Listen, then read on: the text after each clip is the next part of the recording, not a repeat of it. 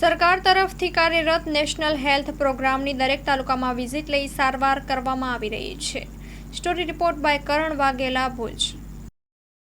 Sir, આપણે જે તમે સેવા આપી રહ્યા છો એની ઉપસ્થિતિ કઈ કઈ જગ્યાએ છે અને કયું સ્તર છે, ને આના માટે દર્દીઓ ગામડાથી પણ લોકો તમારી વિઝિટ લે છે, તમારા ઘરે દવા ચાલુ છે, એ પ્રકારના પણ કેસો આપણને આવતા હોય છે, તો શું કહેશો?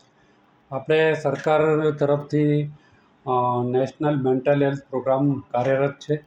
દરેક તાલુકામાં તાલુકા લેવલે સારવાર ઉપલબ્ધ છે. દર અઠવાડિયે એક તાલુકામાં વિઝિટ લેવાય છે. દરેક તાલુકામાં એક અઠવાડિયાનો એક દિવસ નક્કી કરેલ છે. તેમજ અહીંયા જિલ્લાની હોસ્પિટલ જે મેડિકલ કોલેજ છે અદાણી તરફથી જે સ્થાપિત છે ત્યાં રોજ ઓપીડી હોય છે. હું અહીંયા શ્યામ મેડિકેર હોસ્પિટલમાં પણ સેવા આપું છું. ત્યાં પણ સેવા કાર્યરત છે. દર્દીઓને 24 કલાક સેવા જનરલ હોસ્પિટલમાં પણ મળી રહે છે.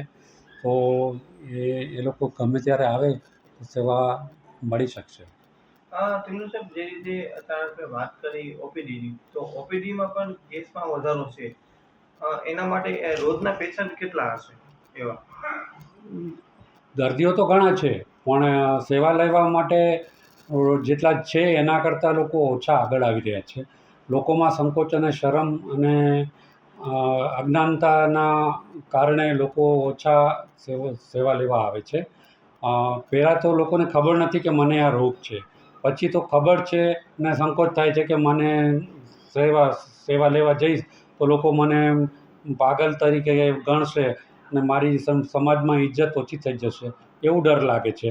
અને છેલ્લે જે લોકો સેવા લેવા આવે છે એ લોકો બીજાની નજરમાં ઇજ્જત ઓછી થઈ જશે ભવિષ્યમાં, એવું ડરથી લાંબા સમય સુધી સેવા ચાલુ રાખી શકતા નથી.